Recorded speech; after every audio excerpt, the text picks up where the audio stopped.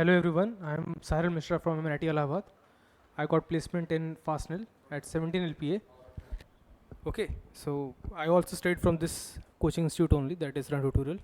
So where are you right now? Okay, so let me have क्या होता है ना, इंग्लिश हो गया, तुम्हारा कंप्यूटर हो गया, ये सब रैंक लाने के लिए ये सारे टॉपिक्स होते हैं. ठीक है, मैथ्स तुम्हारा बेस नंबर प्रिपेयर करता है. कुछ चीज़ें तुम लोग को पता होगी शायद से, या फिर नहीं पता तो मैं बता देता हूँ. तो किसी अगर पेपर देते हो तो एबीसी अप्रोच पता है किसी को? एबीसी अप्रोच क्या होता है? नहीं, एबीसी अप्रोच कुछ होता नहीं है, सिंपल, बस एक सिंपल सा अप्रोच होता है. ए यानी कि जो तुम्हें क्वेश्चंस डायरेक्ट ध्यान है, कल ही परसों सॉल्व किया या फिर पहले सॉल्व कर रखा है, लेकिन तुम्हें आंसर डायरेक्ट पता है. ये चीज़ डायरेक्ट कंपटीशन में यूज़ करना, कभी भी ये चीज़ इधर यूज़ नहीं करना, क्योंकि ये सारे यहाँ पे ट्रायल्स होते हैं, टेस्ट. ये टेस्ट का परफॉर्मेंस इंपॉर्टेंस नहीं रखता उतना जितना वो टेस्ट का इंपॉर्टेंस रखता है, क्योंकि ये सारे टेस्ट तुम प्रैक्टिकल यानी कि तुम बस एक्सपेरिमेंट कर रहे हो अपने आप से.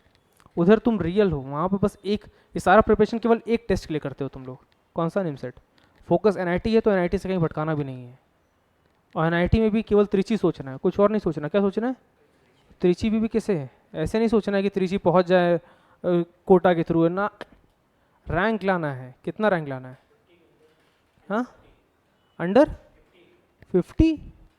अंडर 50 सोच रहे हो तुम लोग क्या? अभी टॉप 3 सोच के चलो तुम लोग.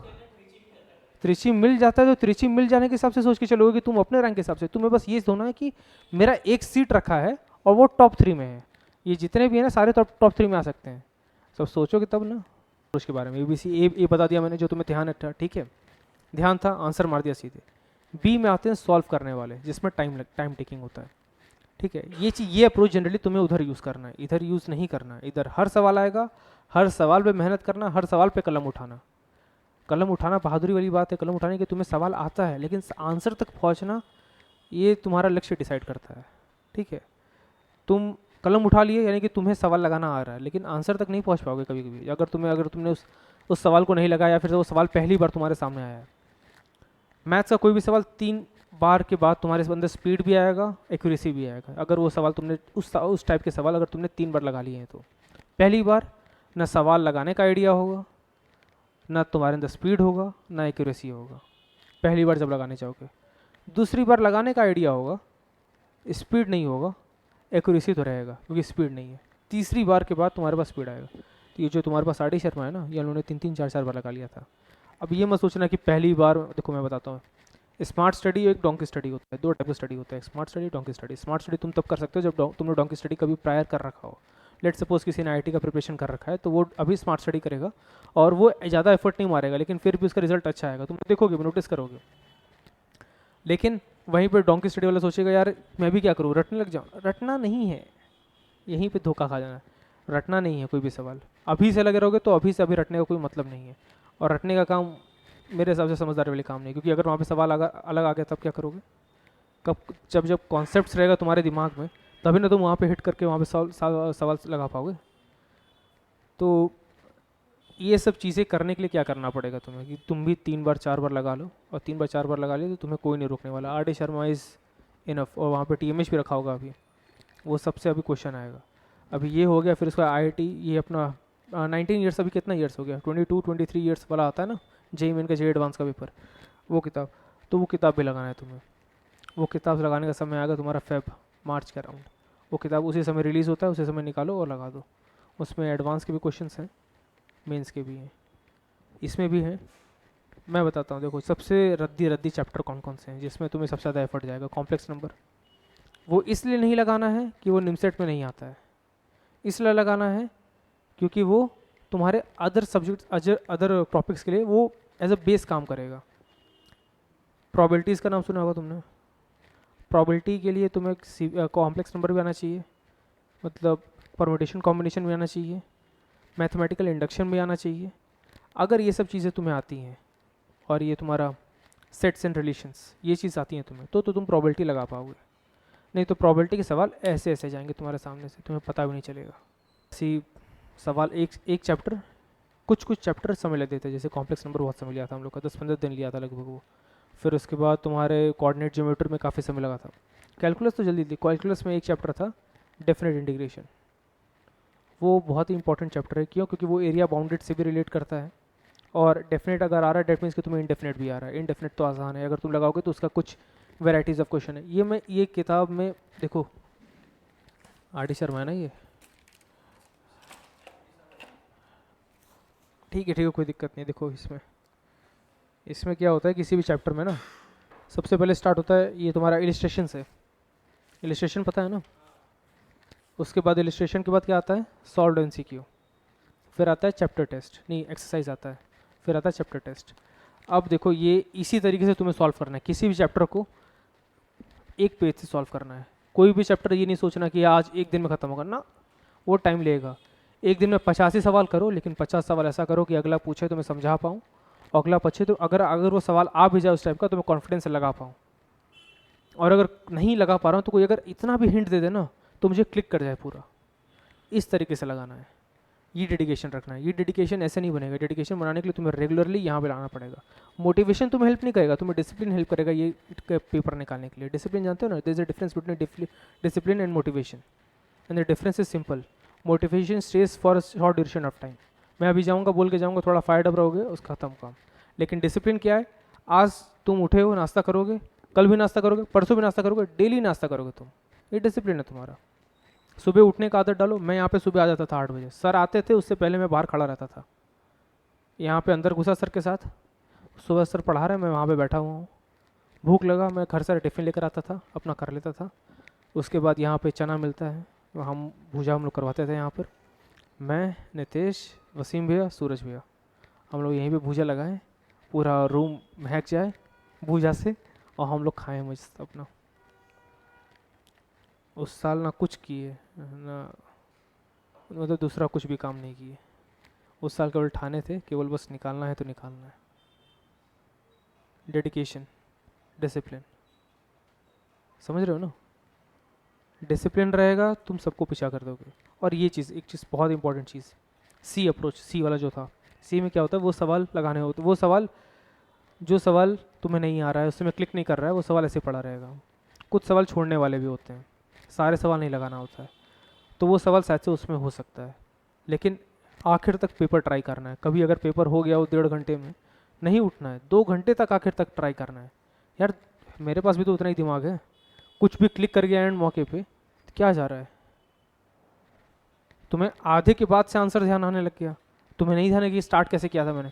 और ऐसे तो ना कुछ लोग, अभी तुम देखोगे, अभी तो स्टार्ट हुआ है पैच, तो अभी एक समय के बाद देखोगे कुछ लोग माइंड में कैलकुलेशन कर ले रहे हैं। क्यों कर ले रहे हैं? क्योंकि वो 3 बार लगा चुके हैं पहले।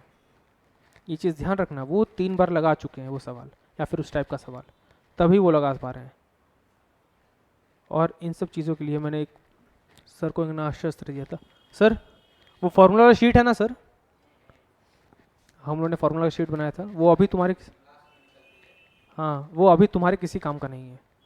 तब तक काम का नहीं है जब तक तुमने सारे चैप्टर्स सॉल्व नहीं किए हैं, सारे चैप्टर्स, उसके बाद ही तुम्हारे वो किसी काम का है। नहीं तो वो किसी काम का नहीं है, वो एज इट इज़ पड़ा रह जाएगा। समझ जाओ कि वो अस्तर पाने के लिए वो उठाने लायक तुम्हारे कंधा होना चाहिए, वो कंधा जब तक नहीं है तो किसी काम का नहीं, वैसे पड़ा रहेगा, उल्टा दब जाओगे उस बोझ को देखकर। ठीक है, कोऑर्डिनेट ज्योमेट्री के लिए सर का नोट्स मोर देन इनफ है, सर ने जितना पढ़ा है बस उतना पढ़ना है कोऑर्डिनेट ज्योमेट्री, उसके अलावा कहीं नहीं भागना है। किताब लगाना है तुम्हारा इच्छा है तुम लगा लो, वैसे भी लगाओगे ही, क्योंकि उस समय सवाल उसी से चलेगा, तो फिर और प्रैक्टिस बनाने के लिए और एक्सपीरियंस अच्छा रहे, कोई भी क्वेश्चन आ जाए तुम तुरंत लगा लो, तो कोऑर्डिनेट ज्योमेट्री लगाना। ट्रिग्नोमेट्री सॉल्व कर लेना, ज़्यादा नहीं है, छोटा ही है। ट्रिग्नोमेट्री का एक ही चैप्टर बहुत बड़ा है, उसी में तुम्हारा थोड़ा बहुत समझ आएगा। लेकिन किसी भी चैप्टर को लगाने से पहले ये मत देखना कि ज़्यादा पेज है, हेजिटेंट मत होना, लगाना चालू करना सीधे ब्लाइंडली। अगर तुम्हें लग रहा है ये हार्ड चैप्टर है, इसको पहले लगाऊंगा मैं, कैसे छोड़ दिया मैंने इसको। जो भी तुम्हें, जब भी देखो, जैसे कि अगर तुम सवाल नहीं लगा पा रहे हो, तो सवाल क्यों नहीं लगा पा रहे हो? क्योंकि सवाल का तुम्हें बेसिस क्लियर नहीं होगा। वो बेसिस किस टॉपिक से है, वो टॉपिक सॉल्व कर लो पहले। उसमें अगले पेपर में मान लो संडे वाले में तुम्हारा नंबर नहीं आ रहा है, ठीक है कोई दिक्कत नहीं, इसमें नहीं आया ना, डांट खाओगे बहुत ज़्यादा होगा, मार खाओगे, एक हफ्ता तुम फिर से पढ़ोगे ना। अब जब दोबारा टेस्ट होगा तो तुमने एक हफ्ते का समय लेकर पढ़ा और अगले में परफॉर्मेंस दे दिया, यानी कि उस टॉपिक से तुम्हारा सारे सवाल लग गए, बस खत्म काम, वो तुम्हारा टॉपिक वेल प्रिपेयर्ड हो गया। अब एक चीज़ और, संडे को जो पेपर, मोबाइल से थोड़ा दूरी बनाना, अगर अनटिल तुम मतलब सही यूज़ ना कर रहे हो। अच्छा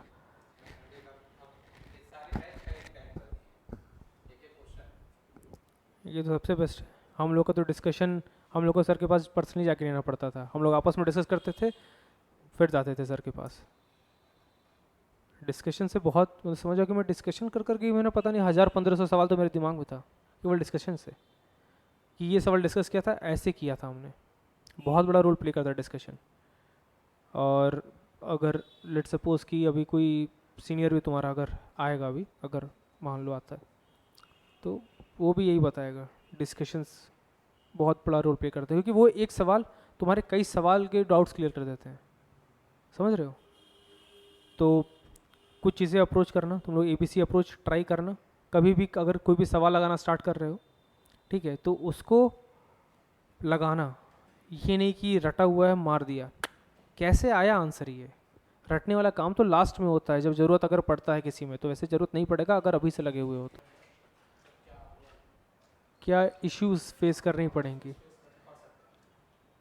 अब देखो, पहले चीज़ सबसे इंपॉर्टेंट फंडामेंटल्स ऑफ कंप्यूटर्स के रिगार्डिंग ये होगा, ठीक है, वही इशू एक सबसे इंपॉर्टेंट फेस करोगे। बाकी रिगार्डिंग मैथ्स का है तो तुम लोग तो काफ़ी फेमिलियर रहोगे, ठीक है, तो वो ज़्यादा बड़ा इशू क्रिएट नहीं करेगा। डिस्क्रीट मैथमेटिक्स हो गया तुम्हारा, कोई भी मैथमेटिक्स से कोई भी सब्जेक्ट हो गया, वो ज़्यादा बड़ा मैटर नहीं करेगा।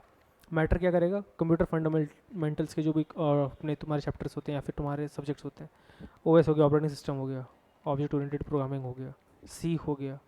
अब इसके लिए तुम्हें क्या करना है? रिगरस प्रैक्टिस करना पड़ेगा। अब ऐसा नहीं है कि जैसे तुम यहाँ पर हो वैसे वहाँ पर हो, सिंपल।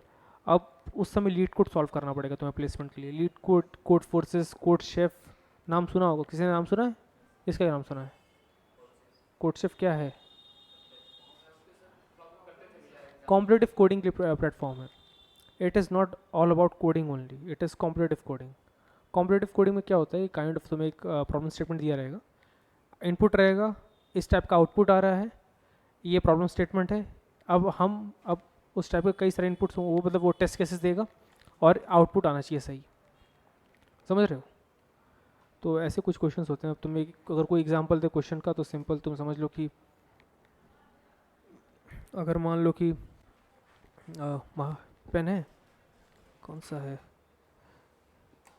इस पे कौन सा चलता है? यही कि मार्कर लगा होगा ना? हाँ, ये चलता रहा, हो जाएगा ना, मिट रहेगा इससे ये।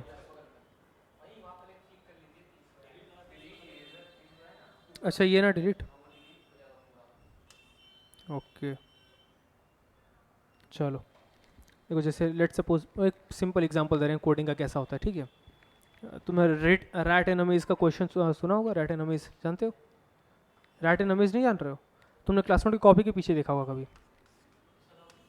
क्लासमेट का कॉपी।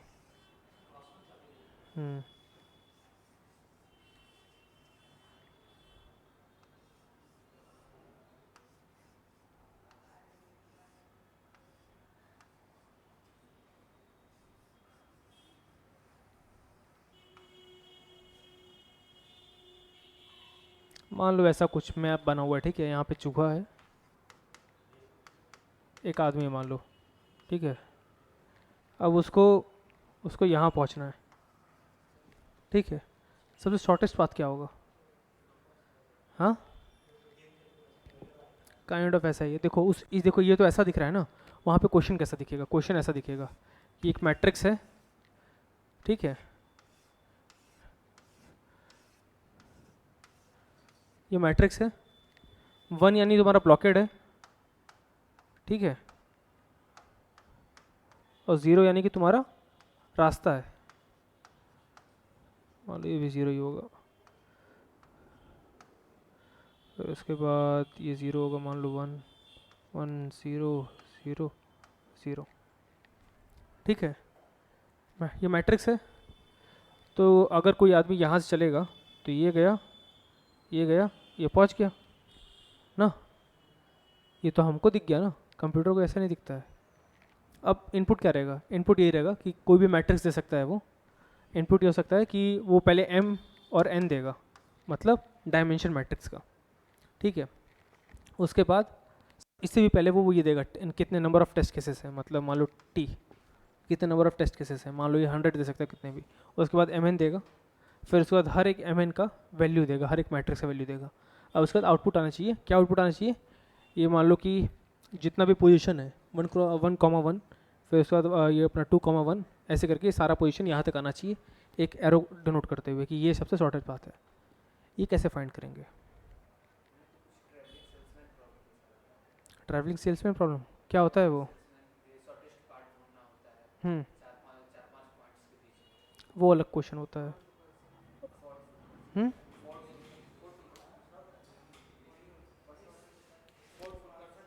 ट्रैवलिंग सेल्समैन में क्या होता है कि ट्रैवलिंग सेल्समैन में तुम्हें अपना मिनिमम कॉस्ट भी फाइंड करना होता है, ठीक है।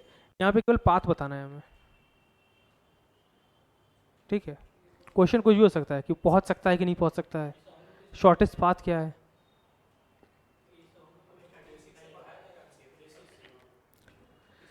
ये कॉम्पिटेटिव कोडिंग है, ये सीपी है, कॉम्पिटेटिव कोडिंग है। ये तुम्हारे एमसी में नहीं पढ़ाया जाएगा, ये पढ़ाया जाएगा तुम्हारा एल्गोरिदम्स अगर तुम एनालिसिस ऑफ एल्गोरिदम में करके एक पूरा चैप्टर एक वो ही रहता है, हाँ डीए, वो पूरा एक वो होता है सब्जेक्ट होता है, उसमें पढ़ाया जाएगा। ये जनरली डीएफएस से पता चल सकता है या फिर बीएफएस का काफ़ी ऑप्टिमाइज वे है, ठीक है। बीएफएस क्या होता है? बीएफएस क्या होता है? ब्रेथ फर्स्ट सर्च, ठीक है। तो यानी कि ब्रेथ में, यानी कि वो इधर आएगा, फिर वो इधर दिखेगा ब्लॉकेड है, फिर वो इधर जा सकता है, इधर देखेगा इधर पर रास्ता है, फिर इधर गया, फिर उसके बाद इधर देखेगा, फिर इधर देखेगा, इधर देखेगा, इधर देखेगा, जहाँ जहाँ पर रास्ता दिखे उधर पड़ जाएगा। ऐसे रिकर्शन में चलता है, मतलब है काफ़ी, मतलब काफ़ी सारे कॉन्सेप्ट में फिगर आउट करने पड़ेंगे। इसी पर है ना, चलो गुड, अच्छी बात है। इससे क्या रिवीजन हुआ यार? रिवीजन तुम्हें पढ़ना पड़ेगा कि? तो ये सब कॉम्पिटेटिव कोडिंग में एक सैम्पल था ये तो, मतलब ठीक है, ये तो बहुत ही आसान सवाल है, कुछ ज़्यादा बड़ा चीज़ नहीं है।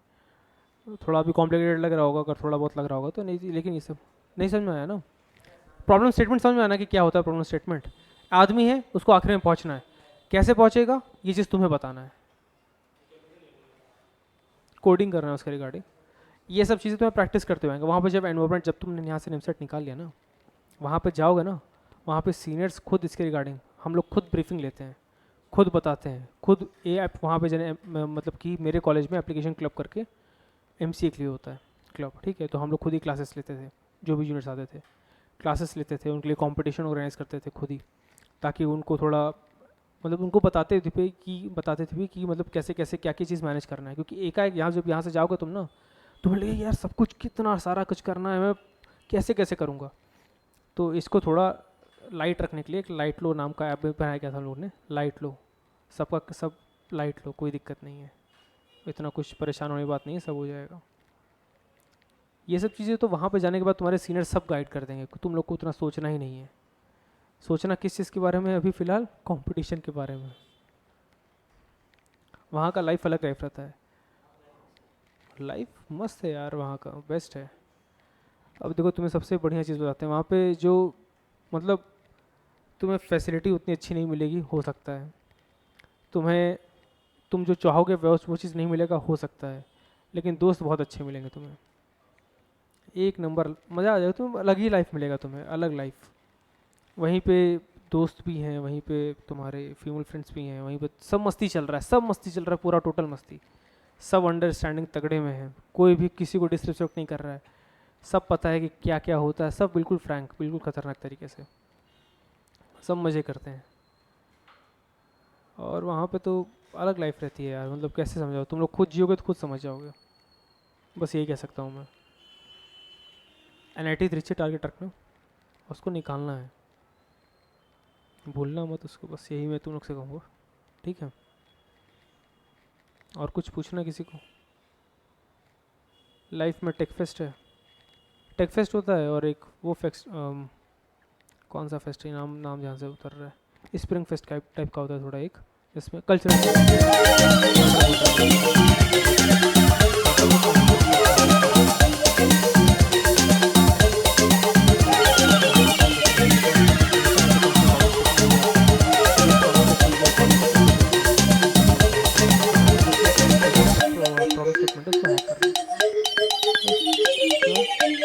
और किसी को डाउट?